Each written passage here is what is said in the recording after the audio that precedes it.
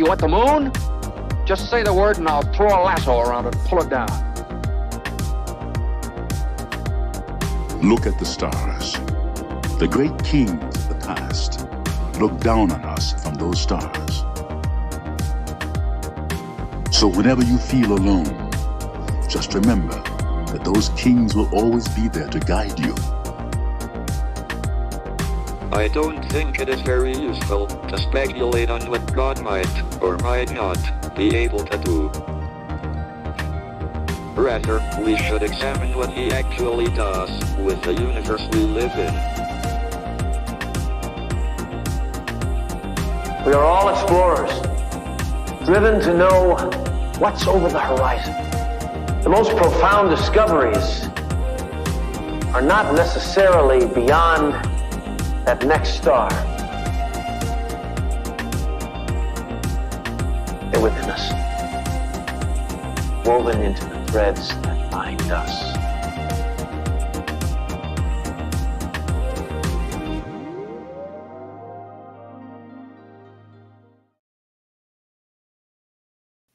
Hello, beautiful people. Welcome to the full moon in Capricorn, and welcome to our special guest today, Jasmine Wolfe of Saturn. I'm so glad you're joining us. Well, thank you for having me. I'm happy to be here. Yeah, it's going to be an interesting episode. We have a lot to talk about today. This is not your normal full moon. It's not even your normal super moon. There's so much to discuss about this full moon. So we're going to talk through all the different connections the full moon is making. We're going to go through each rising sign, give you a little horoscope, a little tidbit about what this full moon means for you, how you can use it in your life, and we'll pull a tarot card or an oracle card at the end. Jasmine will share her insights as well. It's going to be a fun time, but fair warning, there's a lot to discuss here today. So I always like to start with some notable birthdays. It's just a fun way to take the energy, you know. Today we have some heavy hitters. Harrison Ford celebrates a birthday today. Nice. Patrick Stewart, Ken Jeong, which I wouldn't expect him to be a Cancer, but very interesting. And Colton Haynes, Leon Bridges. I mean, you really can't get much bigger than Harrison Ford though, right? Yeah, honestly. Yeah, my partner in the comments says draining moon. So that's a good place to start. How are you feeling under this full moon? Yeah, draining feels right. I feel like I've been exhausted for like a week now. And I currently, as we're recording this, the moon is on my sun. I'm a Capricorn sun at 19 degrees. And so right now it's approaching that exact fullness at 21 degrees and 20 minutes. And I feel it, especially I'm an Aquarius rising as well. So the moon is about to go into my 12th house. So I'm just preparing to go in cocoon mode. So I feel tired. I guess that's just the easiest way to put it. I am tired. 12th house transit, always tired. Well, it's really funny because you have the same sun and rising, not degree wise, but in general as my partner. So he's a Capricorn sun with an Aquarius rising and an Aquarius moon. And so, 12th house, it's a lot. It's a rough transit when something's going through your 12th house. But the beauty is the moon will move into your first house soon. And that's a whole different vibe. Definitely. It's always exciting when any planet, makes it over that ascendant point, it becomes reborn, comes out of the cocoon. I'm really looking forward to when Pluto reaches that point for me, because Pluto has been in my 12th house for a long time, and I think it still has a decade left, but it is the last of the outer planets because Saturn has officially moved out of my 12th house. It is in my first house.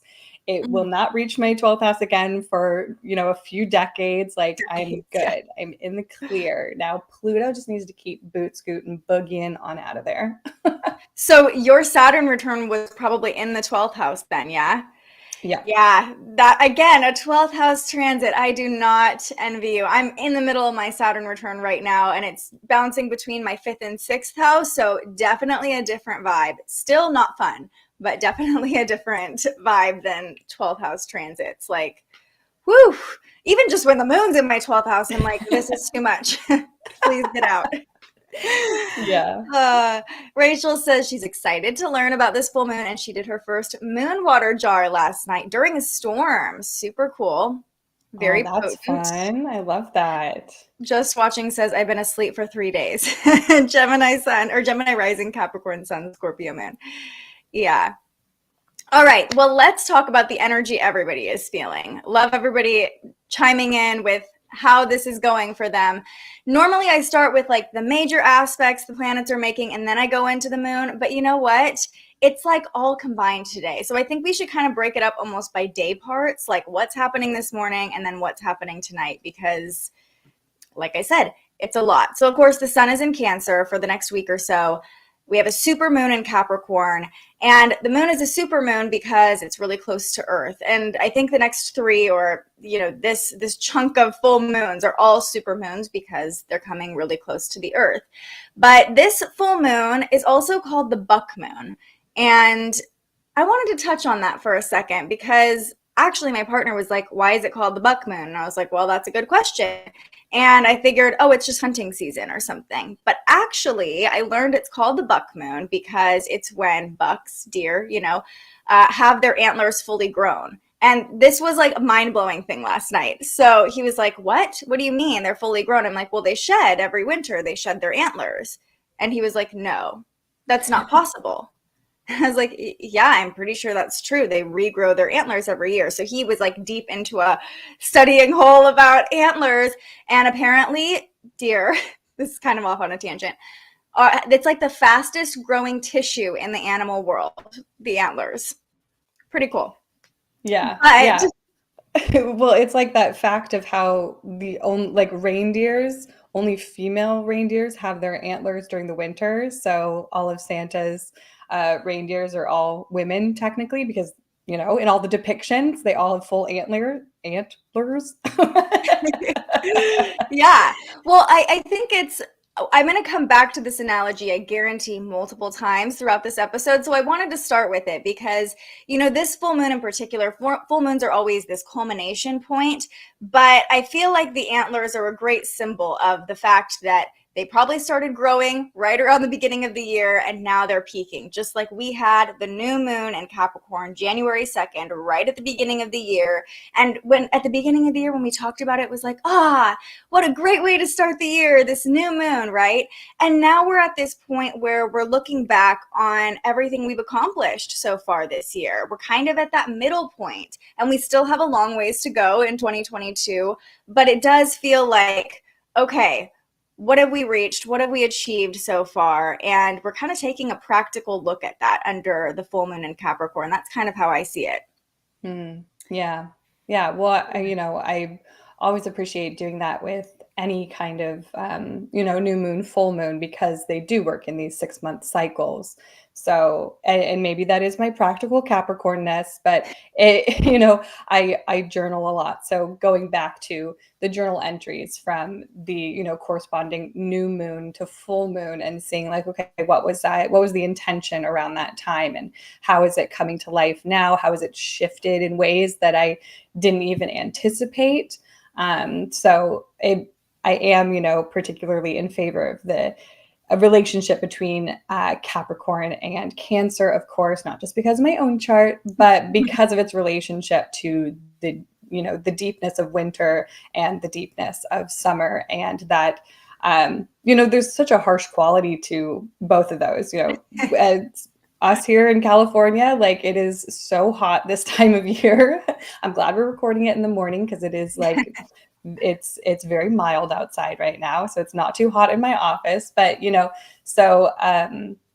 what was I getting at? Just the I guess like extreme quality. Yes. Cancer isn't necessarily known for extremes, but Cancers, if you know them, they can be a little bit extreme. They're kind of like, oh, we're sweet, we're nurturing. But when you get to know them, they can, the pictures can come out for sure. And then Capricorns kind of get the opposite reputation of like, they're just so cold and extreme all the time. But I find that, like I said, my partner is a Capricorn. Once you get to know them, you're like, oh, actually, you're kind of a softie. You just don't really put that out to the outside world, Yeah. It's that soft ooey gooey center that just like not everyone gets to see.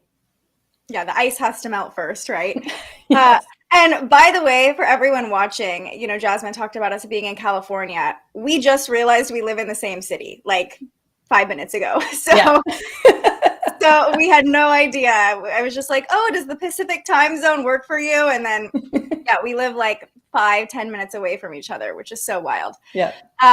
Just a fun little fact. So let's talk about just continuing on this chat about Capricorn energy. You mentioned the super moon, the full moon is officially full at 21 degrees and 20 minutes, about 11:30 this afternoon or this morning. So, we're really feeling it today. And tonight will be a great night to work with it. If like I think Rachel said, you started working with it last night, that's amazing as well. It's really bright in the sky because it's a super moon. So I know a lot of people have been posting about it like, did you see the moon tonight? But there's something I think a lot of people haven't been talking about, at least in the astrology community. The moon is at fall in Capricorn. The moon doesn't like to be in Capricorn. So I think sometimes we start to see all these astrologers posting reels and posting information on Instagram, on TikTok about like, this is what it means. But I feel like we have to acknowledge that the moon isn't the most comfortable here. Yeah. I mean, because like you were talking about, the ice has to melt to get to the ooey gooey center of a Capricorn. And when we're talking about the moon, we are talking about that emotional center. We are talking about our reflexes, our reaction to the world. And so when we have, that icy wall up, it's harder to get to that reactional center. So it's harder to work with that moon because it's not as malleable. It's more frigid, rigid, and stuck. So it is a more challenging energy to work with. So it's big, it's bright, it's super, but I'm someone who likes to do rituals with the moon, but also as an astrologer, recognizing that not putting too much pressure on those rituals to be like big and ceremonial, if that is not what the energy feels like, which is not what the energy feels like with this moon. Definitely not. And it's important to acknowledge too, it feels different for everybody, right? Depending on your chart. Like you might have Jupiter at 21 degrees in Capricorn. And if that's the case for you, definitely do something tonight, or today. So it's important to like really feel into your body and yourself and your own intuition. However, I will say that we're a little bit more detached from our intuition when the moon is in Capricorn. Like you said, it takes a little bit longer to get to the center of things, to really get to the core feeling. We tend to, I notice when the moon is in Capricorn, like overly rationalize things, or we need it to make sense logically. Whereas when the moon is in a water sign, or when there's a lot of water energy, which we are in Cancer season, this is helpful, right? We're more just like, oh, there's the feeling. It's there. We can follow it more easily. So just something to keep in mind that, I love how you talked about putting pressure on yourself, especially now with, how many people are getting into manifestation and rituals under the moon. Like if it doesn't feel aligned, if you're not fully feeling it, you don't have to do it. There's going to be another full moon in 28 days. You'll be totally fine if you miss one, or save it until the new moon in Aquarius, or not in Aquarius, in Leo, the full moon in Aquarius. So just full permission. If you're like not feeling it, you don't have to work with it, But I like kind of going back to this sense of accomplishment and achievement, because Capricorn is all about achievement. It's all about climbing to new heights, reaching the peak. It's very driven. And in fact, I'm going to let you talk about Capricorn energy when it comes to achievement, since you are more familiar with it than I am. Yeah, I think the thing to always remember with Capricorn is its relationship to time. So Capricorn is ruled by the planet Saturn, which is the Roman god. The Greek counterpart is Kronos, and Kronos is father time, essentially. After Hercules defeats him, he is sent to Tartarus, the underworld, and he's instructed to. He actually, at that moment in time, creates time, because they're all gods and titans at that point. They're immortals. Time doesn't exist. So it is created when Hercules defeats him. He has to start, you know, I guess I'm imagining him like ticking off days, you know, like he's in prison, which is probably what it's like. So there's this deep relationship to time. So I love all the oppositions. There's a lot of beauty between all of them. And what I love about the Cancer Capricorn opposition is that when I think of Cancer, a lot of times I think about nostalgia. And a lot of times they're really romanticizing the past and finding a lot of beauty in their past.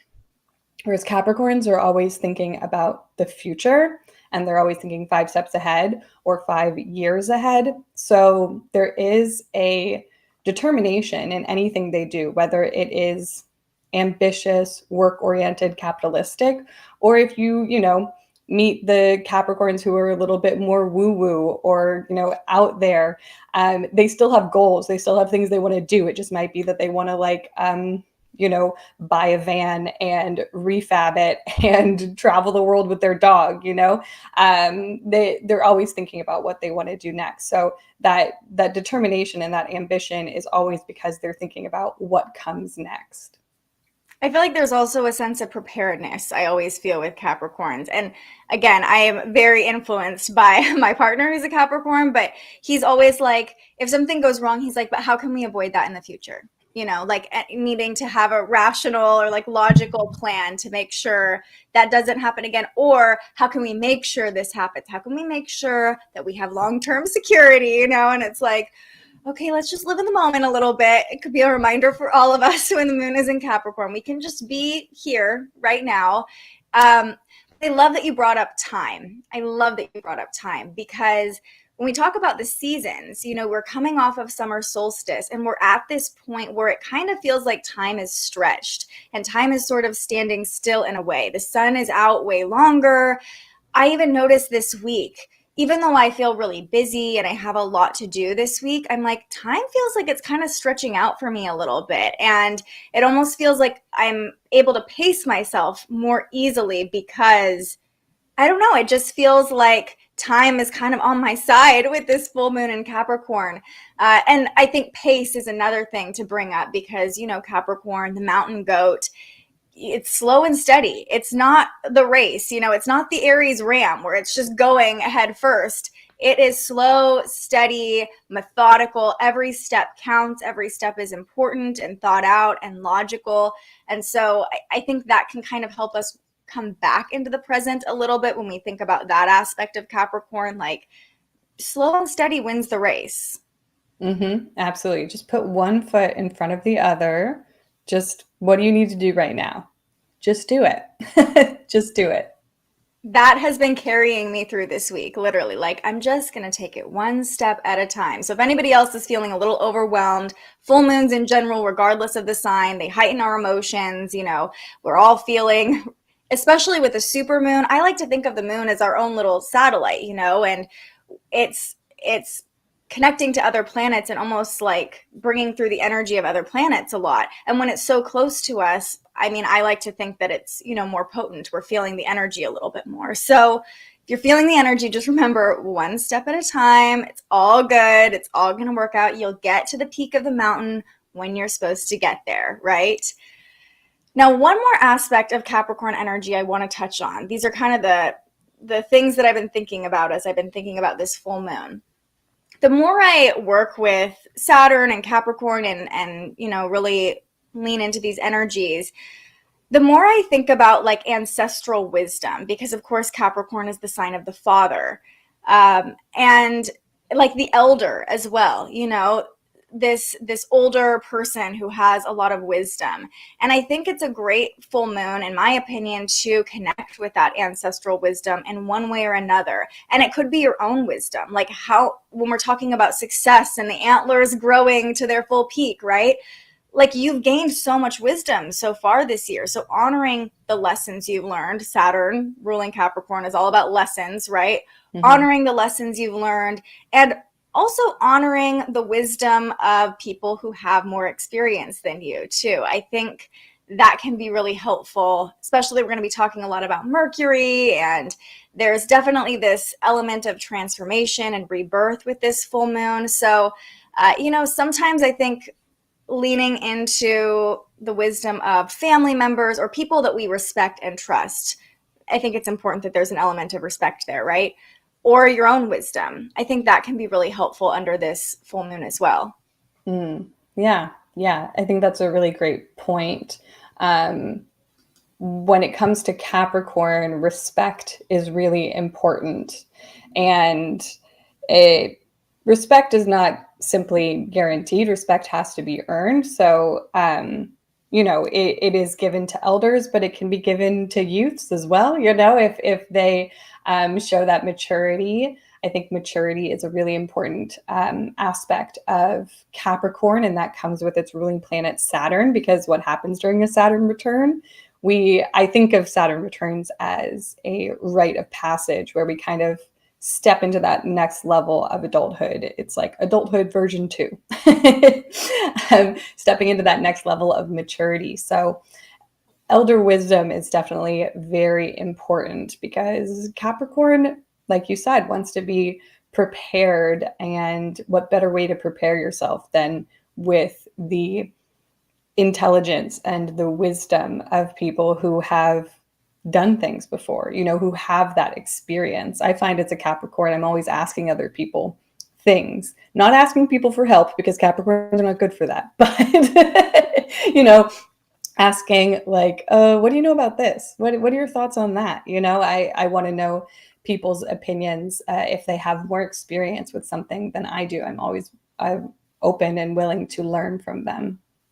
Absolutely. And Diane just said it's a great way to reflect on moon journal entries, starting to look back at your own journal entries from the past corresponding to the new moon, adding to your rituals. And that's a great way to, again, honor your own wisdom, right? Like look back at where you were 6 months ago if you journaled on the new moon, or even social media is like a diary now, right? Like you can go back in your archives on Instagram stories, or just even on your feed, or whatever social media you use, Twitter, and see what was I saying? What was I doing right around the beginning of the year? What was my focus? And that's just a great way to also honor how much wisdom you've gained, whether it's like listening to yourself or not. Just understanding how much we can grow in 6 months is really profound when you think about it. We're in this, hamster wheel of a society where it feels like we're constantly going and having to reach the next thing. But I think sometimes when we take a moment to look back at how much we've accomplished, it can kind of give us a little bit more confidence and like, oh, wow. And then also propel us forward. Like we have time in the rest of the year. We have so much time to accomplish even more. Look at how much we already did, Yeah, absolutely. It is something that I talk about with my clients relatively often. I do have them think back to like what was going on in your life 6 months ago. Like what were the themes? Who were the people around you? What were you doing? Like if you don't take the time to sit back and really, think back to who you were 6 months ago, if you don't have this in your practice, then you aren't cognizant of the fact that so much can change in 6 months. And 6 months doesn't seem like that long of a period of time, because it can, especially in adulthood, pass really quickly. But those 6 months, like so much can change, even if you're still working the same job, still friends with the same people, still dating the same person. The way that you approach life, the way you feel about your life, there can be huge shifts and changes, which can, yes, prepare you for the next 6 months of life to, prepare you and uplift you to continue to push yourself to change, if that is what you want to do. Right. And I mean, you're going to change regardless. Yeah. Whether you like it or not, you're going to change. I know all the like fixed signs are like, no, we're not. We're not going to change. We got to stay the same. But change is part of being a human. So, leaning into it, especially as we're going to talk about when the moon forms a conjunction to Pluto today. The moon's also connecting with Uranus, these planets that want us to change, want us to progress, maybe in an uncomfortable way. I will say one last thing before we talk about all the aspects. Full moons are time for gratitude and appreciation. Traditionally, our ancestors, especially under this full moon in the middle of summer. The days are long. The moon is especially bright right now.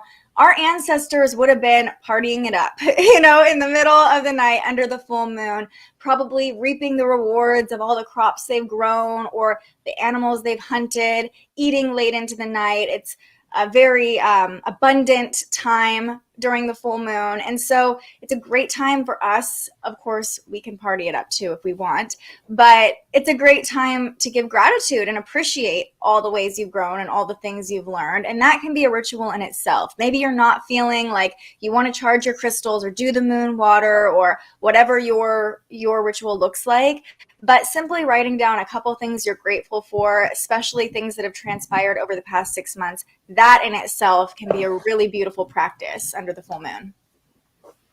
Yes, absolutely. Absolutely. Just taking a few moments for yourself. I always say at the end of the day, a moon ritual can really just be about giving yourself, 20 to 30 minutes of me time, away from phones, away from screens. Just be with yourself however you intuitively feel like being with yourself. It's a gift you can give yourself that is scheduled around your relationship with the moon. And I think that's a beautiful thing. It could even just be sitting on the earth in the moonlight. It'd be a great practice. Capricorn's an earth sign, getting grounded and just soaking in the light of the moon. That in itself is a ritual. It doesn't have to be a full-blown thing if you don't want it to. So let's get into what connections the moon is making today, because it's pretty busy. And I think we'll start by talking about the aspects planets are making, because basically what's happening today is that planets are connecting and then the moon's connecting with both of them. So we started our morning with the moon opposing Mercury. Okay, let me pull up the chart here so you can see what we're talking about. It's a little easier to understand. We have the moon over here, almost full, opposing Mercury in Cancer. But Mercury is also forming a sextile to Uranus, so you can see that happening. So it's like the moon is playing into both of these energies at the same time. This is how we started our day and what we're still kind of feeling right now. So, I mean, it's perfectly laid out in this triangle on the chart, right? All three of these planets connecting with each other. And, Mercury forming a sextile to Uranus is great for ideas, innovations, new information coming in, insights, downloads. But what I think is interesting about Mercury and Uranus connecting this way is that they're both in signs that are really physically focused on the body, Mercury being in Cancer, Uranus being in Taurus. So I could see this as like some sort of physical change or just a ping to listen to what your body is telling you. What do you see with this mashup of energy? Mm-hmm. Yeah. I definitely see it being deeply connected to the body, deeply connected to your intuition. It's less about words and more about sensing and feeling. So feeling your physical body, feeling your emotions in your body, feeling your intuition in your body. And because it's Uranus, it's sparking something new. So being prepared to feel something different, feel your body in a different way, having those kind of intuitive epiphanies. Yeah, I wouldn't expect it to be something that's really cerebral. Yeah, I almost see this because Mercury is, our mental state. So we are talking about our rational mind in a way. But I see this almost as like if you're getting ideas or insights today or this morning or just in general under the full moon, before acting on them or deciding like, yep, this is true, this is happening, just take a moment to like let it sink into your body and see how does it feel. Like repeat the thought in your mind or even say it out loud and then just listen to how your body is responding. That's not to say if there's resistance or it's uncomfortable that it's not meant for you, but there could be insight gained about your true emotions if you just allow yourself that moment, a little bit of time under the Capricorn moon to just feel out the body. And I really love that, there is this intuitive energy. We have the sun, of course, in Cancer, Mercury in Cancer. it is allowing us to tap into our emotions under this full moon that's not the most emotional or intuitive energy, right? So I think that ideas, insights, downloads are definitely possible today, but we're going to want to check in with our body before we just decide, okay, logically that makes sense. Let's go with it, you know? Right, right. I definitely suggest saying something out loud. Sometimes we get so used to thinking a certain way in our mind, and then we say it out loud, and it's like an instant, like, no. We're like, wow, it sounded perfectly reasonable in my head, but as soon as I said it out loud, my whole body was like, no, honey, why were you thinking that? That's silly. That's cute of you, but no, So definitely say it out loud today and see how it sounds, see how it feels to hear it, you know? Yeah, or write it down too. That's another Mhm. great practice, you know. If there's something you're working through, even writing one statement down, just and looking at it and feeling into it, using your words, using either spoken word or written word to, you know, test out your emotion. And it is nice though, because the moon is forming a trine to Uranus. And so this does create this kind of like, Uranus is the disruptor, right? It Mhm. kind of shakes things up and it wants things to change, but they're both in earth signs, which is nice. It could feel like there's a little bit of shaking of the earth beneath you, but I don't see this being like explosive or horrible or anything like that. I see it just kind of being like, hey, we're going through a change now. These are the things that are changing. And it might even just be an awareness, a mental awareness with Mercury and Uranus connecting of the things that are changing and have already changed. Mm-hmm. Yeah. So change is definitely the name of the game today. You know, it's going to happen. Like I said, even if you don't want it to happen, change is happening. We're in the middle of change. But it feels like fortunate, and it doesn't feel too, well, not yet, at least. It doesn't feel too intense. Maybe tonight that will change. So I will also note that Uranus and the North Node, they are getting really cozy next to each other, and they'll be conjunct in the next few days. So, you know, any disruptions that are happening, any shakeups that are going on, especially uncomfortable ones, are here to push us in the direction we're supposed to go. They're here to help us embody the energy we're meant to embody. They're kind of like lighting the path ahead, is how I see it. So if it feels uncomfortable, it's kind of supposed to, and just know that it's probably pushing you in the right direction.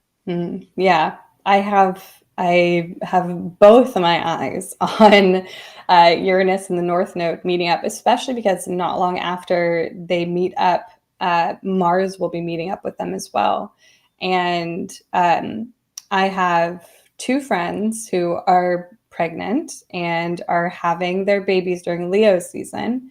And right around the time that all three of those planets are conjunct is close to their due dates, and one of them has that conjunction happening in the second house and one has it happening in the sixth house, and those are both very physical houses. So I'm keeping my eye out on that, because I'm sensing labor from that. So just throwing it out there, if anyone's pregnant and you have Taurus in the second or the sixth house, you know. Yeah, those Leo babies are going to come out firing full speed ahead, like yeah. just a force to be reckoned with. But isn't that so fun, being an astrologer, and like when your friends have babies, immediately you're like, what time? Let me understand this human already as they make their way into the world, you know, and then becoming the person that people are like, okay, what does this mean? Here's the birth time. Tell me all about my kid, you know. It's super fun. It is, yes. Oh, I love it. I love it. And it's also interesting too, because both of them I do transit readings for. So, you know, I've been talking through their transits, but then around the potential due date, we're also talking, okay, so this is also synastry for you and baby, but also we're looking at, you know, that means we're looking at the potential chart. So the energy of the North Node being conjunct with Uranus, being conjunct with Mars potentially, that is not just something that you will experience one time, but if you have a child that's born around that time, that child embodies that energy and will carry the energy of those three planets being conjunct throughout its entire life. So it's there's layers, and that's why I love this work, because it's just, there's so much to it. And you can always go deeper. I mean, I'm sure you feel this every time you look at your own chart. You're like, oh, there's something else I noticed, or there's something else that I feel playing out in my life right now. But if those babies are really born during this conjunction, I mean, can we just talk about, like, I feel like they're like world leaders or just inventors or something crazy, you know, like really powerful beings, which is so, so cool. And I read somewhere recently, I know this is kind of off on a tangent, but when you look at a child's birth chart or your own birth chart, that's the transit your mother was going through when she gave birth. So it's really interesting to kind of think about it that way. Like, yeah, we think of our birth chart like, this is me, this is my energy, but really it's just a transit that you came into the world during and that your mother was experiencing, you know? So it's just kind of another layer, as you said. Yeah. Well, I love reading charts for people born in the 60s because now I can't remember exactly what it was. It was two outer planets that were conjunct, Uranus and Pluto, I think, perhaps. I can't remember for certain, but it was, you know, a symbol of the revolution of the 60s. But then everyone born during the 60s has that little revolutionary aspect in their charts. And it's beautiful. Anytime I get a chance to read for someone born during that time, I'm like, look at you. You literally have, like, you know, peace, love, the 60s forever embodied in you. So I love it. So cool. It's so cool. It's so cool when we look at energy like that, like generational energy too, you know, especially talking about the Pluto return. During the first hit of the Pluto return, I did a whole episode of my podcast about like Pluto's transits through history. And it's so cool not only to think about, like, you know, this is what was going on with Pluto in society, but now looking at generations, like, this is the energy you were born under. These are your beliefs, like your core beliefs that you probably subscribe to subconsciously just because of the generation you were born into. So, you know, like I said, we could probably talk about this forever.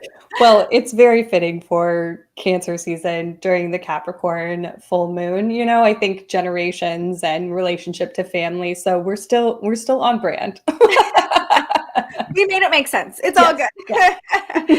In typical Capricorn fashion, it's like, okay, we got it. It makes sense. So that's kind of the energy we're starting the day under. And I love that we're doing the live stream right now. People are chatting in the comments. You know, people are putting the pieces together. Maybe insights are coming through. I didn't think about the transits for myself when I was giving birth. Yeah, now that you look at your child's chart, you can realize, you can look like, oh, this might be what I was feeling at the time, right? Pretty cool. Now let's kind of look at the second half of today, because it feels like it's all happening in two parts. So we have another major planetary connection. Venus is squaring Neptune tonight. And that's happening at about 10 p.m., 10:30 p.m. Well, we're feeling this all day, though. And yesterday we talked about Venus forming a trine to Saturn as well. So Venus is getting busy during this supermoon. And, you know, that's kind of nice in a way that we're talking about Venus in a time when it's very serious and practical under the Capricorn moon. But Venus squaring Neptune can bring some confusion or even like over idealism in our relationships. Like, I just see this as a giant should. Like, this is what my relationship should look like. Or because Neptune is retrograde, all these realizations you're having, these reflections you're doing could make you realize, like, am I just buying into what my relationship should look like instead of just being here and appreciating what it is? So, you know, relationships are definitely, and not just romantic relationships, as I always say, relationships are definitely being highlighted during this full moon. And the trine to Saturn, we talked about this a lot yesterday, but it might be a relationship with an elder or a parent that this is coming up with, you know, Saturn being, as we talked about, the patriarch, or this wise, like, ancestral wisdom or lineage or generational wisdom. So you might be even questioning relationships in your life. And that's not to say that, you know, I feel like with Pluto, as we'll discuss in a second, there could be a tendency to just be like, we're done, and Capricorn moon, like, I'm cutting you off. Maybe don't do that, because there is confusion and tension with this aspect. So slow your roll if you're feeling the tendency to just, cut people out, being a little overly emotional under the full moon. How do you see this? Yeah, in general, a good rule to keep when you have any square happening with Neptune is to keep in mind that you are not seeing everything clearly. There's a fog, right? Because squares bring tension, and Neptune can bring a lot of different things, but Neptune is like very hard to grasp. It's hard to hold on to. And so sometimes that brings like a beautiful spiritual connection, art, revelations. But in that more tense aspect with a square, it is that fog, it's the opposite of clarity. So when in a square with Venus, you're not seeing the relationship clearly. You might be sensing tension where there isn't necessarily tension there, right?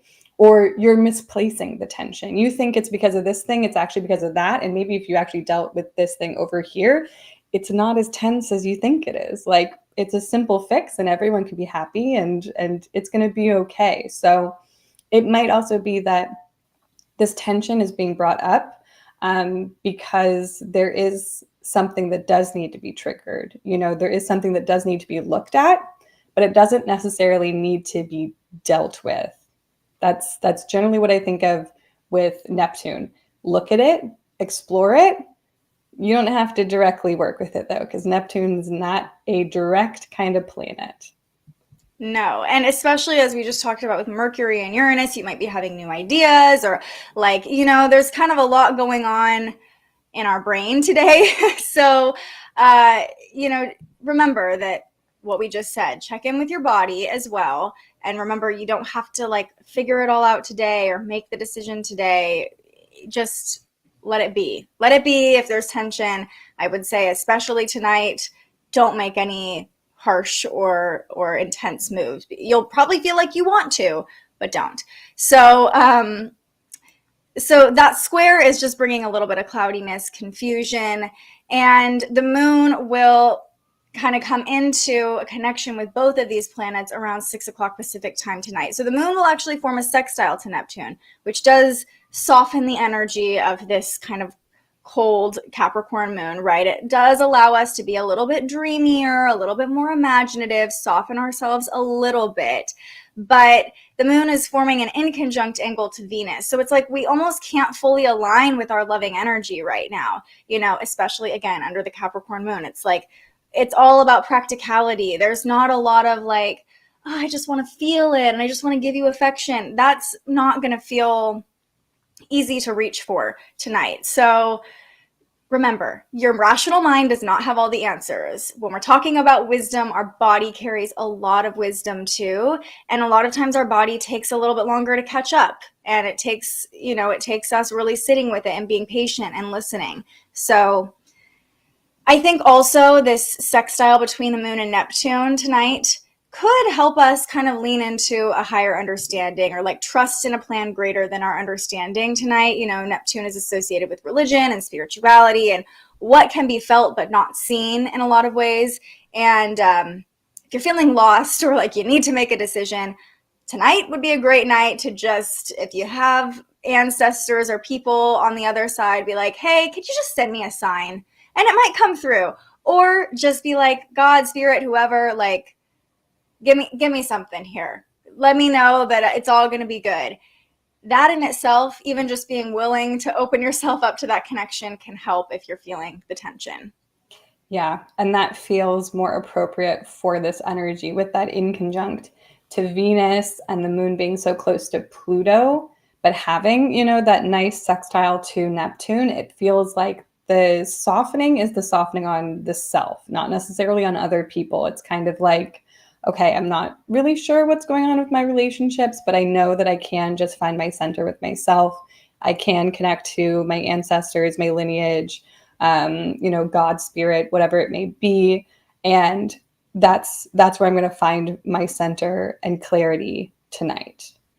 Yeah, and feel it in your body too. Like, I don't know about you, but I know a lot of times when I'm feeling a connection with, a spirit or a being, because I can like feel it in my body. It's like a buzzing feeling. For me, at least, that's how it feels. So again, your body carries a lot of wisdom that your rational mind a lot of the time can't fully understand. And take this from someone, I'm a Virgo rising. I'm all Mercury. Okay, like I trust this brain a lot, but learning to trust my other senses as well, and Neptune can help us do that. That's where a lot of the magic is unlocked. So just remember that your brain doesn't always have all the answers, and it doesn't always have to make sense in the 3D world, Okay, but we got to talk about this conjunction to Pluto now. I feel like this is like the grand finale we've been leading up to, and especially as many people will be working with the full moon tonight or going out and looking at the full moon tonight. This is 9 p.m. Pacific time that the moon meets up with Pluto, the final connection this full super moon makes in Capricorn. Pluto's the planet of death and rebirth. It's the planet of shadows. It's the planet of intensity. It's deep. It's what's really deep within us. And the moon is full. We're all a little bit more emotional. Those deep emotions could surface in maybe an intense way tonight. Fair warning. Yeah. Moon Pluto connections aren't fun. I find that moon conjunct Pluto and moon opposite Pluto. So that's going to happen twice every lunar month. That is when the depressive side of the moon is most intense, when the moon makes us feel the big sad, if you will, right? So when working, with, as we've stated, a Capricorn moon, we don't really want to get to that gooey center, or it's harder to get to that gooey center.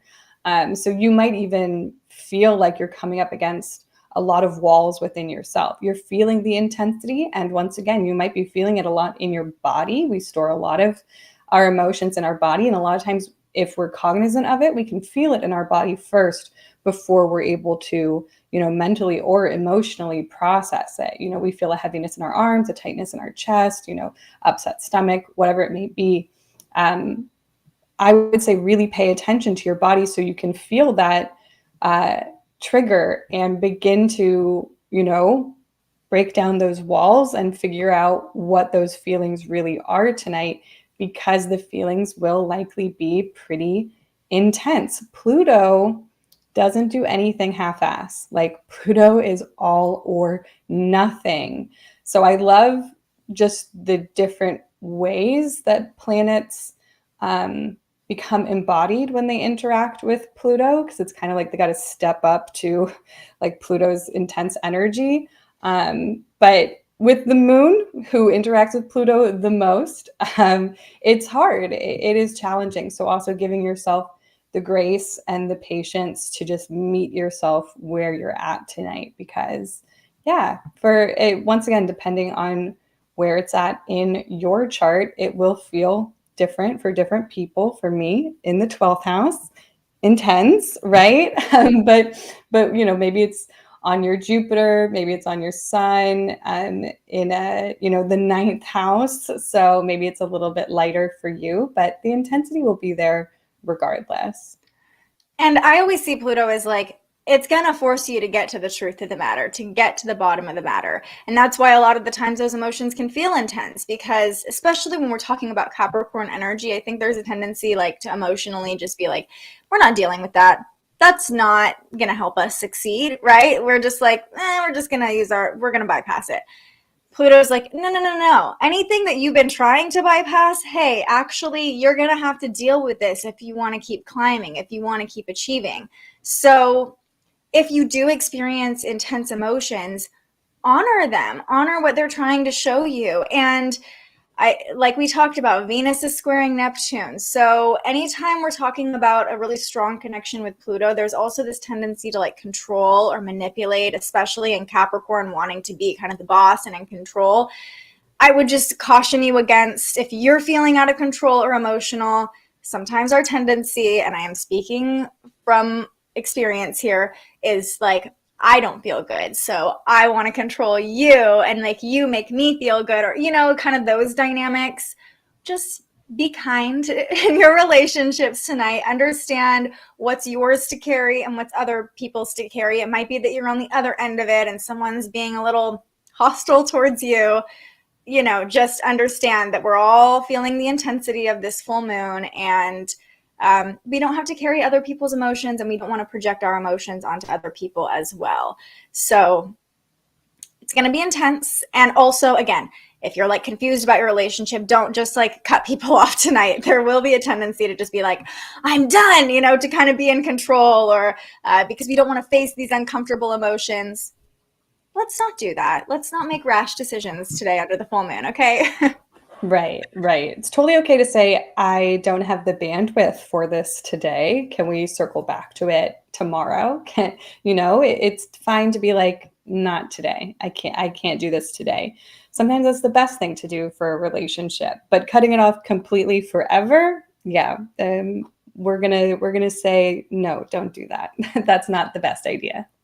And we talk about maturity and leadership with Capricorn energy. That can be very mature, to be like the leader in the dynamic and say like, I am feeling in my body that this is not going to end well for me. Like I might be losing a little bit of my ability to control my emotions. So let's just sit under the moon and not talk to each other, or whatever that, we'll take our separate spaces, whatever that looks like for you. And again, this might not be with a romantic partner. This could be with a friendship. This, especially with Capricorn energy, could be with a parent. I could definitely see this coming up with parents as well. So it's intense, but the beauty of Pluto is that once it's asking us to release and let go in order to start anew. It's death and rebirth. So a lot of times these powerful emotions that are surfacing are showing us, hey, what are you gripping onto so tightly and trying to control? What do you need to let go of and release so that you can, keep climbing and keep succeeding in the next cycle, in the next 6 months.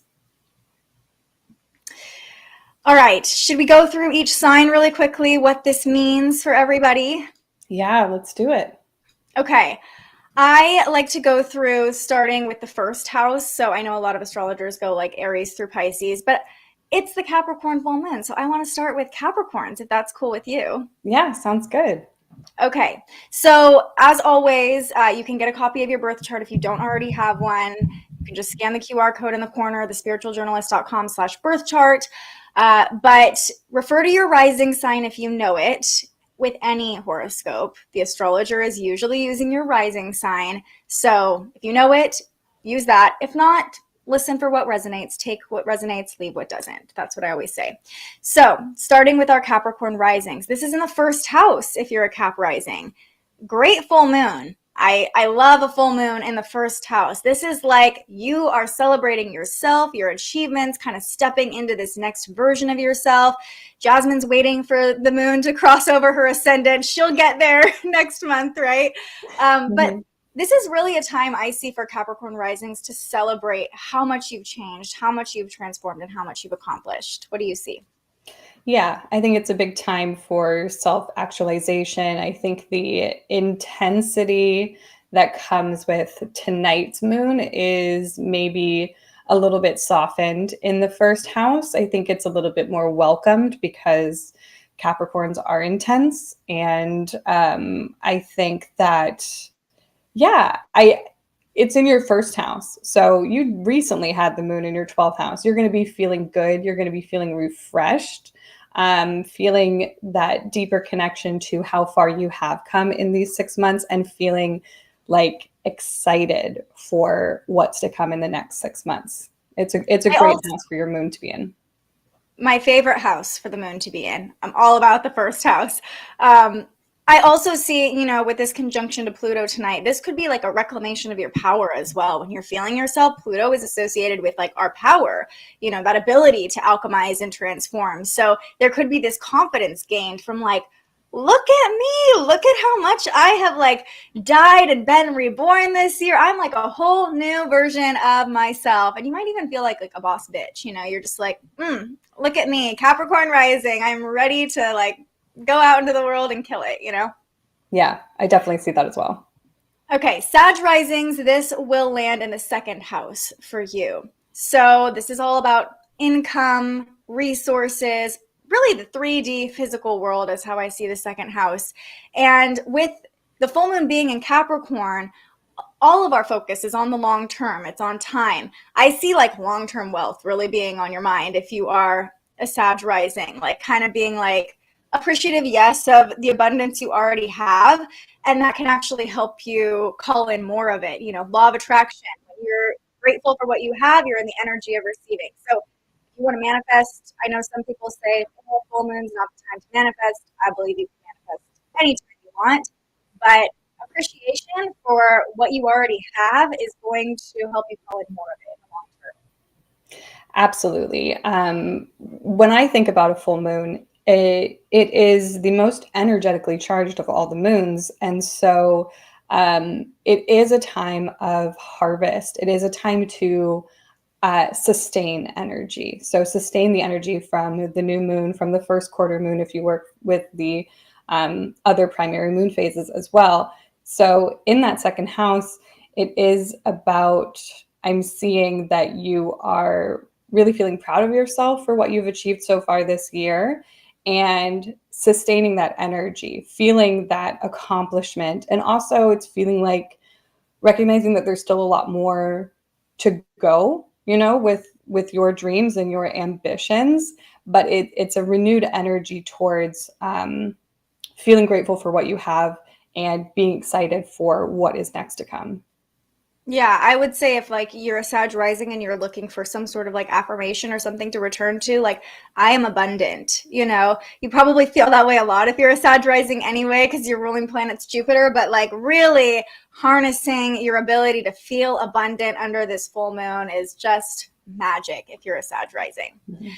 Scorpio risings, this full moon lands in the third house for you, the house of communication, learning, sibling relationships, as well as we've been talking about relationships a lot. It's important to bring that up.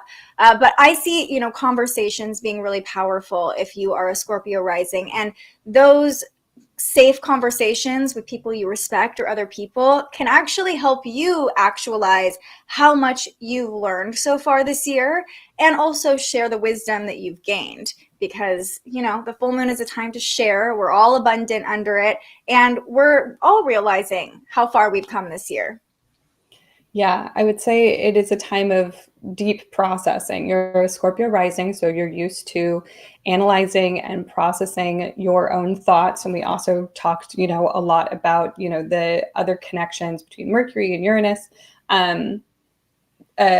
the revelations and connecting that to your body. I think the processing aspect of this moon is going to be really important for you, because with, you know, the other aspects, with, you know, the tense aspects with Neptune and Venus, but also that connection to Saturn, which is most likely in your fourth house, there probably is some family stuff going on. So this is a big moon to process how you feel about everything and really get clear. This is a moon for clarity, I'm sensing.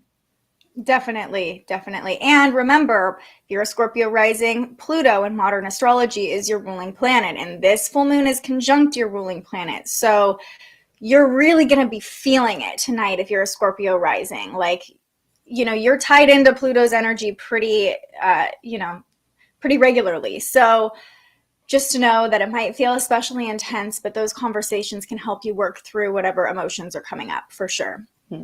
Yeah, I love the connection. I think that Scorpio and Capricorn are deeply connected. I always say Capricorn is just a Scorpio in like a tasteful blazer. Like Scorpio is like, yeah, I'm dark. Whereas like Capricorn is like, yeah, I'm dark, but like nobody needs to know about that. Yeah, exactly. Only behind closed doors. Yeah. So it's an energy that Scorpio feels comfortable in, and an energy that Capricorn is comfortable with. So you know how to work with this energy, absolutely. But I think it's about directing it, because as a Scorpio moon myself, we can. Me too. Really. I always find other Scorpio moons. We find each other. We do. Yeah. Yeah. I love Scorpios and I love Capricorns, which is why I'm talking about this, because I just feel like there's a connection. Scorpios love Scorpios and Capricorns love Scorpios. I mean, who doesn't love a Scorpio? No, I'm just kidding. Scorpios like kind of scare the shit out of me, but I also love them. You know, I'm like, I need to know more about you, but also like, what's hiding behind there? You kind of freak me out a little bit. I love them because, as you know, my blocked off Capricorn self with my Aquarius rising as well. So it's like, let's just add on more Saturn on top of that. But like the deepest, ooey gooeyest center, Scorpios could just be like, hey, let me just talk about this horrific thing. And I'm like, oh, good, finally. So some honesty. Someone sees me. Yeah, someone sees past all the distant, harsh exteriors I put out there. For sure, I am that way I can take this off. Good. Yeah. Exactly. I love that. All right, Libra risings. This full moon is landing most likely in your 4th house. And as we're talking about this, remember, this is at 21 degrees. So if you are one of our regulars and you are really attuned to your own chart, make sure you're looking at where 21 degrees falls, because it might land in your 3rd house or your 5th house or whatever that looks like for you. So Libra risings, this is all about your home and family, your roots. So again, when we're talking about relational qualities, that's probably going to come up for you, something about your home life. And this could be a moment to really take stock of who you surround yourself with in the most intimate way. And appreciate the people who do make you feel safe, who do make you feel secure. Because I see with this Capricorn full moon, like security will feel very abundant. Capricorn energy wants security, wants that like long-term security, So it might be a little bit nostalgic as we were talking about Cancer energy with Cancer ruling the 4th house. But as this is a time to appreciate, like really leaning into those connections that make you feel safe and help you to understand yourself a little bit better. Yeah.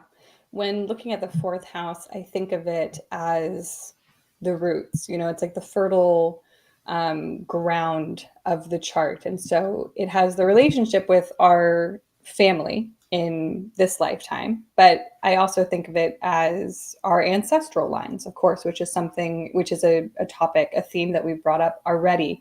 But especially, of course, with a Capricorn full moon, that relationship to ancestors is going to be prevalent here. So I do see this as being a moon where you can really get to know yourself through feeling that connection to elders. So if that is something you feel called to do live in person with someone who is alive, then that's great. If you feel like doing ancestor work, some death magic, if that's in your practice, that feels like a really aligned thing to do. And I even feel like the square with Neptune and Venus would be beneficial in that sense. I think that tension with Neptune actually could be really good for that type of magic to help rise the energy and help you connect to, the astral plane.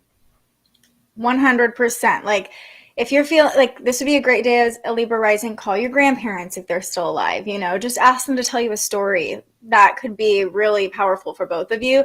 But also, you guys who watch all the time know that I'm like way more connected to my ancestors on the other side than I am to the ones who are still here. And that can be really beautiful. And under a full moon, it could be a great time to just test out that connection if you're not already there. And like I said, we talked about Neptune helping us lean into trust tonight, lean into the things that can't be rationalized and seen. Ask for a sign. It could be as simple as just asking for a sign from a loved one and seeing if they're willing to come through and communicate with you, even if it's just you seeing an angel number after you ask, or, a butterfly flies by or something like that. That can bring a lot of peace, I think. Mm-hmm. And if you're Libra rising, you love peace. Yes, yeah, definitely.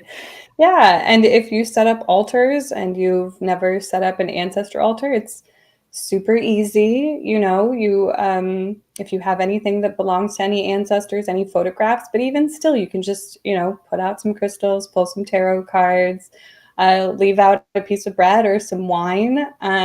Though I do suggest, if you're leaving offerings, not to set up your altar in your bedroom, because you might get woken up. Oh, that's a good point. That's helpful advice. Yeah, because I've never actually set one up in my bedroom, but I could imagine, people coming to visit you, and especially because, mind you, when you're sleeping, your subconscious is more open, you're more receptive, but also, you know, you could have ancestors come through dreams as well tonight. They like to visit us during our dreams. So, you know, pay attention if somebody comes through, or even there's a symbol in one of your dreams that reminds you of an ancestor. They could just be trying to let you know, like, hey, I'm here. It's all good. I'm here for you anytime you want to connect with me. Yeah, absolutely. Yeah, and that's a lot of times what it is. A lot of times people come to me like, what does this mean? And I'm like, they're saying hello. That's it. It's most of the time not too much more complicated than that. Usually they're just reaching out, because it is a challenging thing to be able to do, to reach out across those planes. So to even get a hello can be a challenge. So to receive that message is a big win. Absolutely. Okay, moving on to our Virgo risings, because again, I could talk about like our ancestors on the other side forever. I could too. Virgo risings, myself included, this is in the 5th house for us. So this is like a full permission slip to just have a little bit of fun, be creative. You know, even though this is a Capricorn moon and it's not the most creative energy, Neptune's influence will help us lean into it. And as the resident control freaks of the zodiac, the 5th house energy reminds us to let go of control a little bit, you know, let your inner child out to play. Allow new creativity to flow in, whatever that looks like, and just have a little fun under this full moon. You can get to the work. It'll get done. Don't worry about it. Give yourself permission.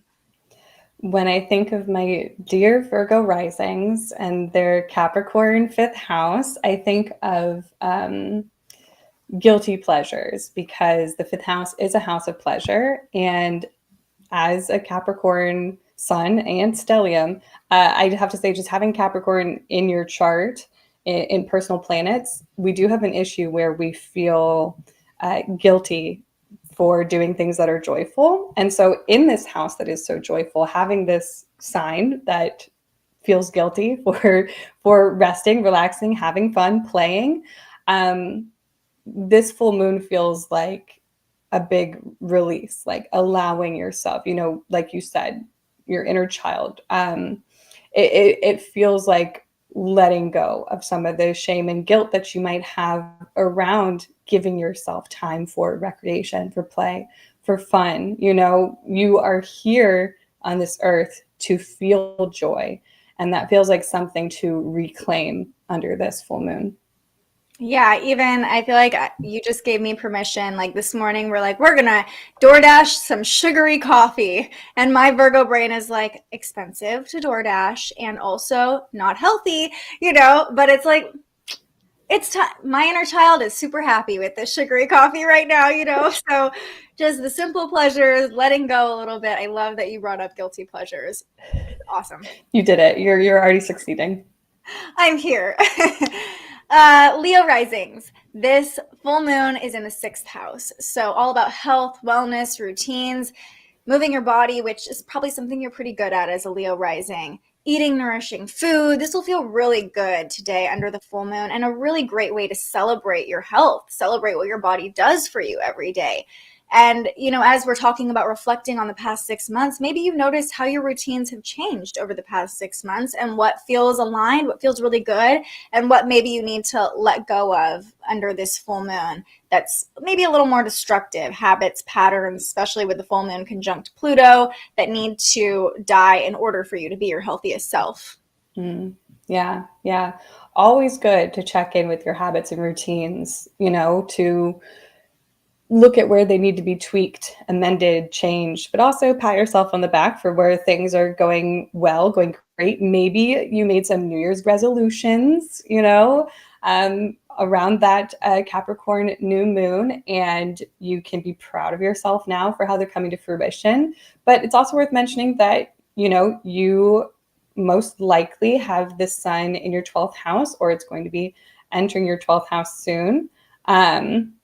And so, you know, this is a time when you are being pulled inward. So these tweaks and changes that can be made to your health and habits and routines do have to do with how you feel. You know, it starts from the center, right? The changes we see on the outside in our life have to come from energetic shifts. So it's that relationship between how you feel deep down inside and how it affects your outer world, you know? So there's this deep energetic connection that's coming into play under this full moon as well. But also, once again, take the time to pat yourself on the back for any New Year's resolutions that have come to fruition. Even if they came to fruition in a way that you didn't expect. I find that happens a lot when we look back on, you know, we reflect on our 6 months. A lot of times things like popped up in different ways, and that's sometimes even more fun than things coming, you know, to light in exactly how we planned. Life is full of surprises, and that's what's fun about life. Totally. And like, give yourself credit, even if you set the goal, for example, I'm going to lose 20 pounds this year or whatever. Maybe you lost 5, and that's okay. And maybe you didn't lose any, but you gained a deeper appreciation for your body. Like, acknowledging the progress you've made, progress over perfection. You know, I know Leo risings, you're not necessarily the perfectionist, but you do like to feel good and look good, and acknowledge the progress you've made for sure. Mm-hmm. Okay, Cancer risings. This full moon's all about relationships for you, especially with all the relational qualities we've been talking about. Really a time to take stock of your relationships, appreciate the relationships that nurture you. As a Cancer, nurturing is very important. And look back on maybe how much you've grown in relationships as well, how much progress you've made in those relationships. Seeing how much you've accomplished so far, again, we're looking to the future as well under this full moon, can show you how much you're capable of accomplishing by someone's side, whether that's in a romantic relationship or in a business partnership, in a friendship, something like that. Yeah. Relationships take a lot of growth. And what I love about the relationship between the 1st and the 7th house, you know, which is where the sun and the moon will be for you, is that it is about our relationship to ourselves and how that affects our relationship to other people and vice versa, you know? So that's what's coming into play here. So taking stock of your relationship with yourself as well as your relationship with others, you know, of course, once again, always got to say it, when we say relationship, it's not always romantic relationships. Say it over and over and over again, right? Right. I always the caveat, because, you know, that's just how we are. We think of relationship and the 7th house, and it's automatically like, whether you're in a relationship, you're like, this is about that person, or if you're dating, you're like, this is about love for me, you know, and love is not just sexual or romantic or even with one other person.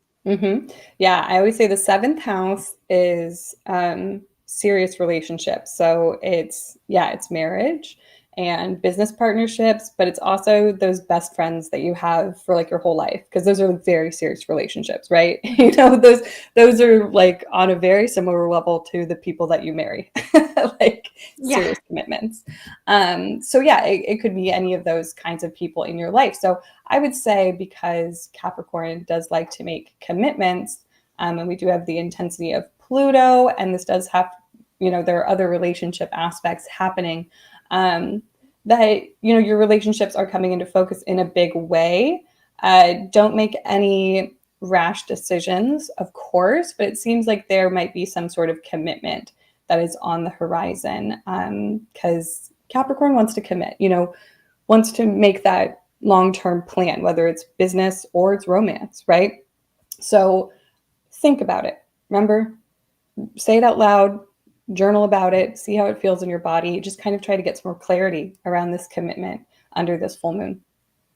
Yeah, it's like, what is the long-term potential of this relationship? I feel like that is the question that's going to come up. And again, just reiterating, if it doesn't feel like you have a clear answer, that doesn't mean it's like time to just throw the baby out with the bathwater, but maybe it is starting to bring some insights through of like, these are the conversations I might need to have so I can get the answers I'm looking for in the next 6 months. Whatever that looks like to you. Of course, this is different for everybody in every relationship. Moving on to our Gemini risings. Such an interesting full moon for you in the 8th house, especially when we're talking about the conjunction to Pluto. It's probably going to feel really intense for our Gemini risings.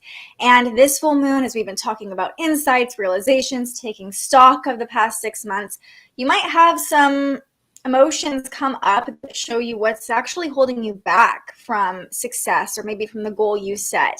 Because Pluto's going to illuminate the truth of the matter. The 8th house wants you to get in the shadows, get to the truth of the matter.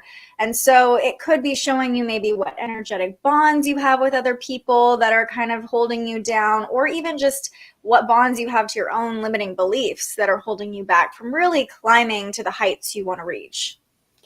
Yeah. I'm drawn to the fact that, Venus is in your 1st house, Neptune in your 10th house, and those two are squaring each other with the moon and, the moon eventually meeting up with Pluto in that 8th house of, our emotional and energetic ties to other people.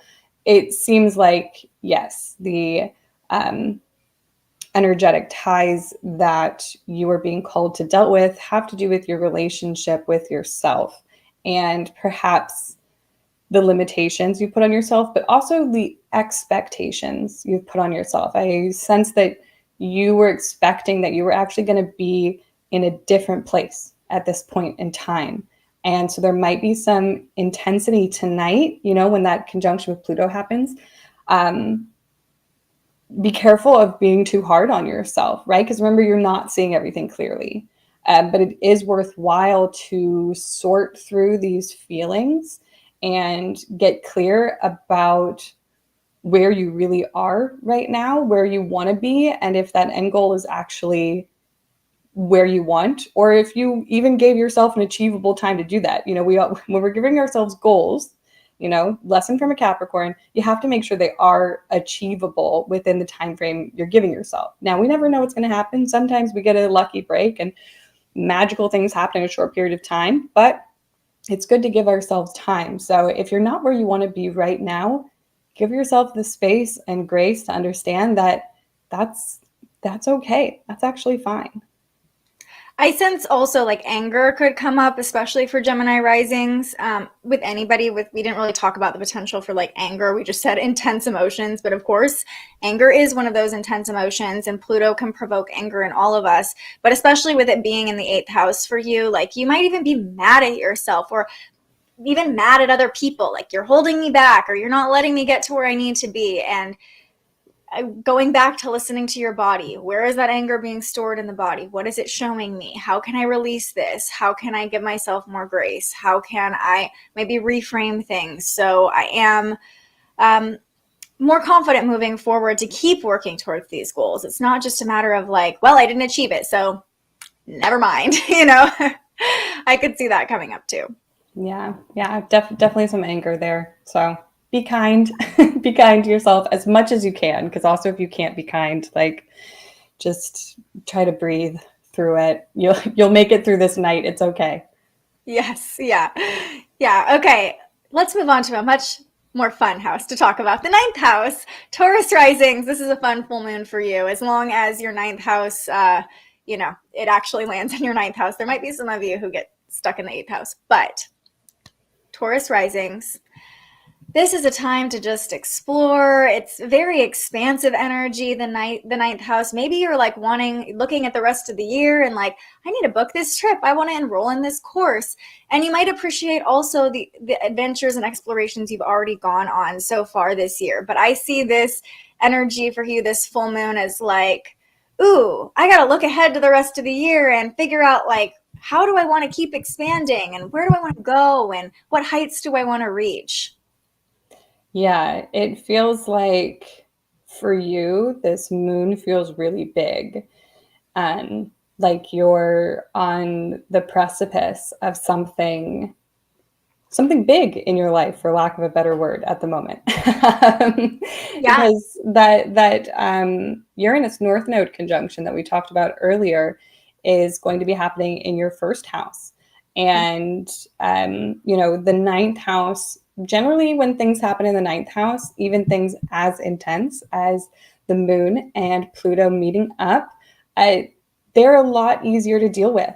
Like, bad, aspects that happen in the ninth house, they're not as bad. I feel like there's just like good fortune associated with the ninth house. It's like expansion, even if the expansion feels kind of uncomfortable in the moment, it's like it's really leading us to new heights and better things. Yeah, so there might be like some anxiety, but it's the anxiety that you get right before you go on like a big trip. Like you're nervous, but you're like so excited to go to Croatia, right? So I feel like there is a lot of intensity and energy surrounding you. And it also feels like maybe you don't know exactly what lies ahead of you. It's kind of like the Fool card in tarot, where you're gonna take those first few steps, and you don't know what the road ahead of you has in store for you, but you're gonna go and you're gonna experience it. So there is that intensity, but for you, it is an intensity that is like welcomed. You're like, okay, I'm gonna put my seatbelt on. We're gonna see what's gonna happen. We're just gonna do it. Yeah, and it's important to note, if you're a Taurus rising, your ruling planet is Venus. Venus is squaring Neptune, so it probably won't make sense right now. And especially if you're a Taurus rising under this Capricorn moon, you like to have the concrete facts and the steps laid out in front of you. But this full moon is like all about just having faith. Like the universe is going to take you where you need to go. Be open to opportunity, be open to change, get excited about it, and just kind of take your hands off the wheel and let it unfold for you, because it's probably going to be really awesome and juicy, whatever's coming next. Yeah, Taurus risings, you win. This is your moon. It's a great moon for you, yeah. And just this season in general, too, is probably going to feel really exciting as we get towards that Uranus North Node and Mars conjunction, too. There's a lot. You're probably feeling like active as Mars is moving into your first house. Like, yeah, good full moon. All right, Aries risings, this is about the 10th house. Very much about work, achievement, goals for you, especially when we're talking about Capricorn energy. Capricorn rules the 10th house.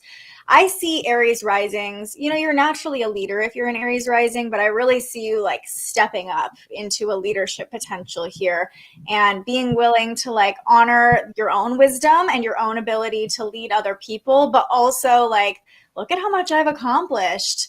I feel like you're feeling really successful under this full moon, and maybe even motivated to continue creating success and climbing even higher. But I just see this full moon as like patting yourself on the back a little bit. Mm-hmm.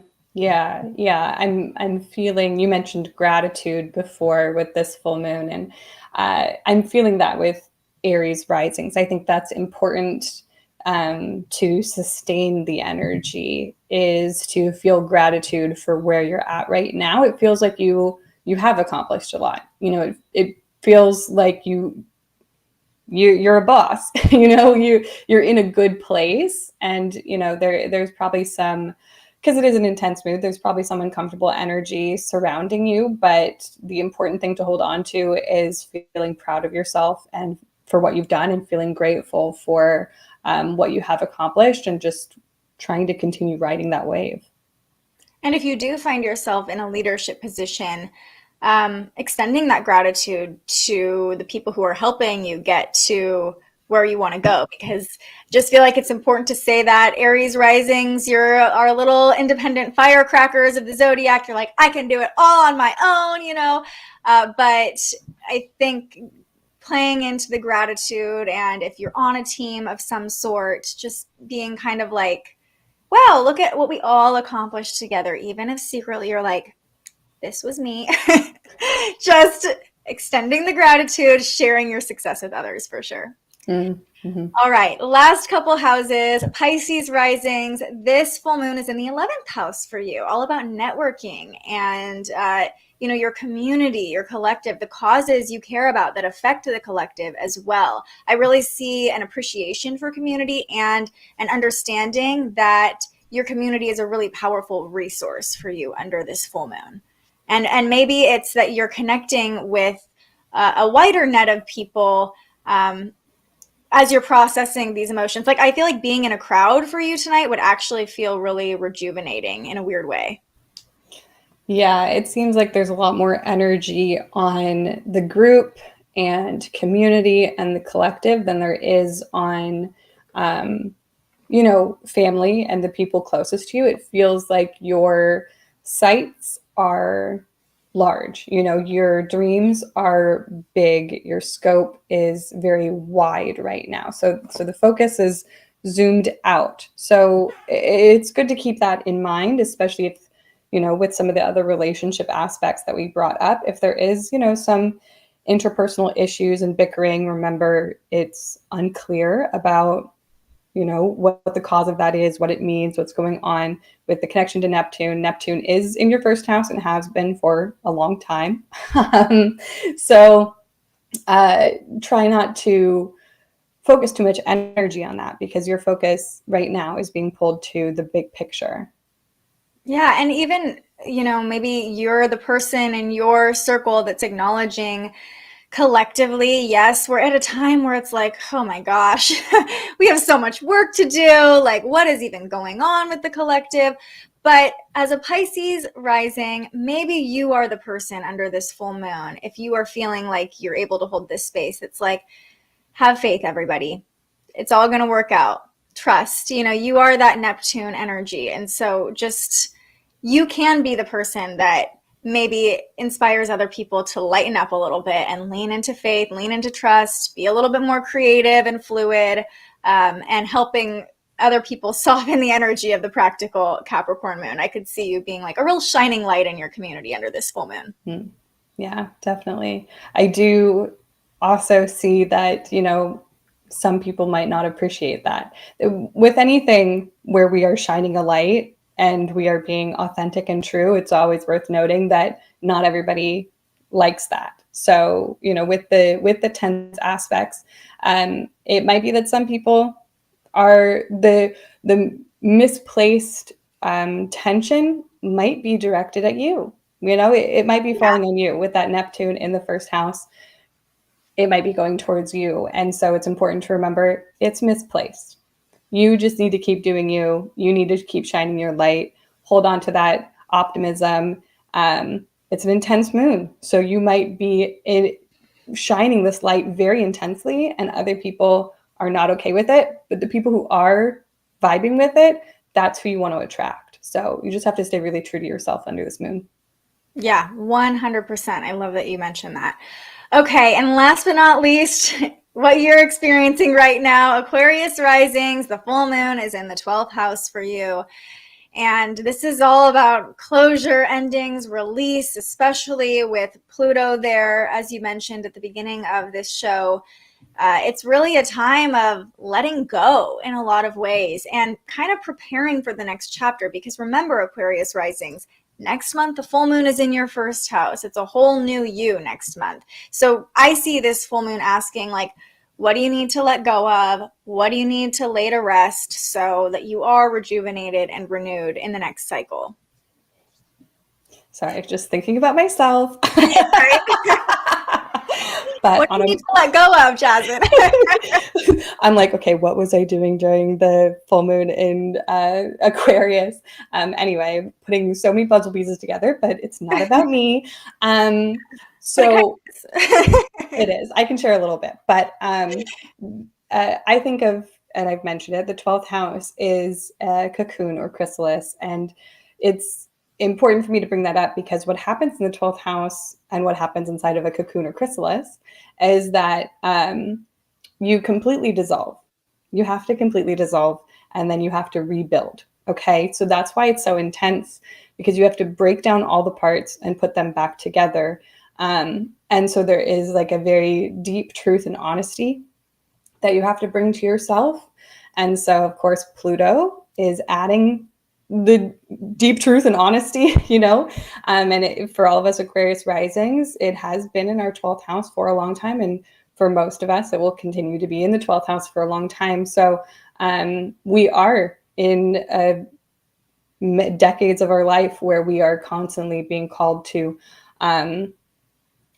really go into ourselves and look at who we are and what we really want. And so with the moon meeting up, the moon adds an intense, an emotional layer to it. So asking yourselves, what do I really want? Especially thinking back to that Aquarius new moon. What did I want then? What was the goal then? And now how has that shifted and changed? The emotional aspect is always going to be there, like the emotional truth, the nugget of truth. But the 3D, the action is probably shifted and changed, right? So there's that unifying truth, but the world has kind of shifted around it because we are constantly like going through the washing machine inside of ourselves, just constantly transforming so we can come out, next month with our new butterfly wings. I'm excited for you. And for my partner, he's an Aquarius rising too. I'm like, I hope he's still watching this because I think it's also important when we talk about the Capricorn full moon, Saturn ruling this full moon. Saturn might be in your 12th house too, right? Or your first house, depending on where you are. Most likely your first house if you're an Aquarius rising.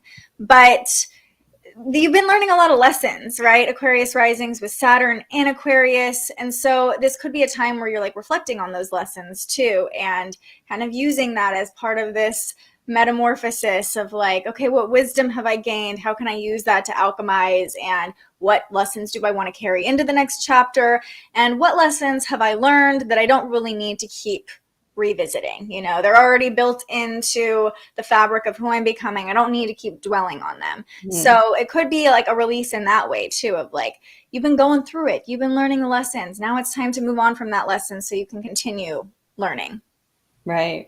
I like the efficiency of that. It's very Capricorn. Like, okay, we don't need to keep putting manpower into this one. Like, it's done. Let's move down the conveyor belt. Let's start working here, But yeah, also realizing in yourself, just finding that truth of where you're at and where you want to be and the work that's required to get there. And 12th house, as I mentioned before, it's our energetic alignment. So it's all just so deeply personal, and it's about connecting to your truth. And there's a lot of healing in the 12th house too. A lot of healing potential under this full moon for you Aquarius risings. So at the top of every forecast on thespiritualjournalist.com, we have an affirmation. Just want to visit today's because I think it really ties into everything we've talked about for all the signs. Today's affirmation: I celebrate my achievements and honor the lessons learned along the way. We've all learned so much this year, individually, collectively, and today is really a culmination point of all these things we've learned, all these phases we've gone through over the past 6 months. And really just honor yourself, celebrate yourself, honor your body, regardless of how this full moon is affecting you. I think it's really an important piece to come back to. Yeah, absolutely. I think that's a perfect affirmation for today. For how many times we've talked about our connection to where we were at 6 months ago and where we're going to be 6 months from now. I think honoring the lessons that we've learned this year, but anyone listening, take it even further. Celebrate any achievement that comes to mind during this full moon. Any years that you've been working on stuff, take the time to really celebrate your achievements, honor your lessons. Absolutely. Okay, and let's end with the tarot pull. Are you game to pull from one of your decks? Sure. Awesome. As you're getting that ready and shuffling up, I just want to pull up some comments here. You guys have been chatting away, but we've just been so deep in what's going on with each sign. So I want to look at what you guys are saying. Katie says she feels at home with the Capricorn moon. Your rising sign is in Capricorn. Great moon for you. Love that. Let's see. Katie says she finds antlers on her property in the spring. Yeah, we're talking about the buck moon. Let's see. Love me some Jasmine. Kelly's here for you. Thanks for the heads up on the intensity later tonight. A good reminder to maybe just lay low, witness potential emotions, and just grow. Yes, Rose, always on point. Snaps to you. A lot of first house placements. Yeah, we love those first house placements for sure. Kelly's also a Scorpio moon. Join the club. Nice. Love that. And Just Watching says, Cap Sun Scorpio Moon. I found my people. Look they're all resonating with you. Lots of Scorpio moons, actually. I love this. Oh, someone says my Nana came through my dream last night. As we're really talking about ancestors visiting. Capricorn rising, we did talk about, but after the video is over, I'll go through and add chapters so you can just jump right to your horoscope, or you can find a really short version on thespiritualjournalist.com right now. Oh, I could feel my dad's spirit yesterday. Going to be mindful of messages. Did some inner child work yesterday. I think you're a Virgo rising, right? So that's perfect for you. Lots of love in the comments. Leo rising literally made a new morning night routine last night to get back into feeling myself and being more spiritually aligned. Love this. Spot on. Spot on for you. Jasmine, it sounds like you're speaking directly to me as a Gemini rising. Thank you for your guidance. I woke up so angry at myself today. Thank you for this Gemini rising reading. I needed to hear this. Amazing. Okay, I could go on and on. I got my Sagittarius parents listening in with me today. Hi, Diane. Hi, Marty. Those are her parents' names. You can go back and listen to Sag rising. Okay. Thanks for all the love in the comments. You guys are really chatty today, and I appreciate it. I'm going to let you handle the tarot pull. So, okay. It's really good lighting. My computer is right in front of a window, but it's not always great for showing the cards. But it is the Queen of Wands today. And what the Queen of Wands wants to remind us is that it is an aspect of ourself. Whenever we're pulling a court card, it is an aspect of personality. And so the Queen of Wands is confident and self-assured. And I think that's really perfect for a Capricorn moon. It is a reminder of who you are. You are confident. You are capable. You have got yourself to this point in your life, even if you are not where you want to be under this high-achieving Capricorn super moon. You are still so capable, and you have all the tools that you need at your fingertips. So this is a reminder that you should stay in your power. That's what the Queen of Wands wants to say. Stay in your power. I love the card. She even looks kind of like a Capricorn, a little bit cold in the illustration. She kind of looks like a little bit of a bitch. I'm not gonna lie. But fierce. She knows what she wants. You can tell, like, just her vibe. She's like, I'm a boss. I'm confident. I'm getting after what I want. And I think, we can be kind, but we can all embody that, like, boss bitch energy under the Capricorn full moon. Like, you've got what you need, You've got everything you need to accomplish what you want to accomplish. You just got to trust that it's all unfolding in the right timing. And as we talked about, timing is really illuminated under this full moon. So if it doesn't feel like things are happening exactly how they're supposed to, stay in your power. As you said, stay in your power. Focus on what you can control rather than trying to control the timing of everything. Yeah, absolutely. Nick says, if you two live 10 minutes away from each other, you two should do lunch together sometime. I agree. There we go. Thanks, Nick. Rachel says, thank you for the reassurance and guidance today. You are so welcome. Thank you for being here. Brilliant card. Anything else you want to say or any offerings you want to share? Let me pull up your Instagram so people know where to find you and follow you.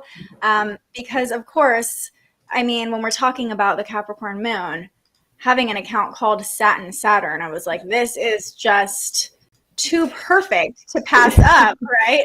Yeah. But your content is awesome too. Thank you. Because I watched your Libra Moon episode with Nina Khan, Valley Girl Mystic, and you didn't know beforehand that she was a Libra. And so for for an embarrassingly long amount of time, I was like, I wonder if Olivia knows that I'm a Capricorn. I forget that, Saturn is literally in my name. I plaster it in everyone's face, like, Saturn is my dad. Hello. Big Daddy Saturn. My friend Cord, who's an astrologer, always calls him Big Daddy Saturn. I'm obsessed. I almost changed my Instagram name a few years back to Saturn is my daddy, but I decided to go like slightly more professional. Saturn. It's a little more soft. Really quickly too, you do numerology tweets every day, right? Mm-hmm. And let's see, I can't pull it up. But today, what's today's energy really quickly? It's 26/8, and it is about 8 is the number of energy, right? We're talking about the 8th house and energetic exchange. And so it is about give and take. And with the number 26 as the detail number, it is innately about the energy that we give and receive. Energy is neither creative nor destroyed. It's just passed around. And so it's about being cognizant of your energy and being cognizant of the energy of others and really focusing on your relationships, which makes a lot of sense today. Of course, there's a lot that we don't know about relationships today, but working to control what you can control, which for the most part is yourself, but also controlling yourself is very challenging at times. But the focus is on your energy. So understanding the energy that you're putting out and the way that you're reacting to the energy that you're receiving and how that affects your close interpersonal relationships today. Definitely. And did I already ask you what offerings or how people can get connected to you, work with you? Yeah, I have a website. So if you go to my link tree, you can go to my website. I have lots of different offerings there. I do numerology readings, astrology readings, tarot readings. That's all I really have offered at the moment. I do have like quite a few courses and master classes that are evergreen, that are just always available. You can also find those on my website, and I have a bunch of articles up to read on my website. And yeah, you can also find me on TikTok under the same name, satin.saturn. I post there most days as well. But also, if you're not on TikTok, sometimes they make it into the reels on Instagram. So you'll catch some of them on Instagram too. I loved your reel. I think you just posted it yesterday about, I think you might be confused, the 90s song or the 2000s song. I can't think of the name right now. The Boy Is Mine, where you're like, when people are like, I don't have that energy in my chart. And you're like, no, you do. You do. We don't have them.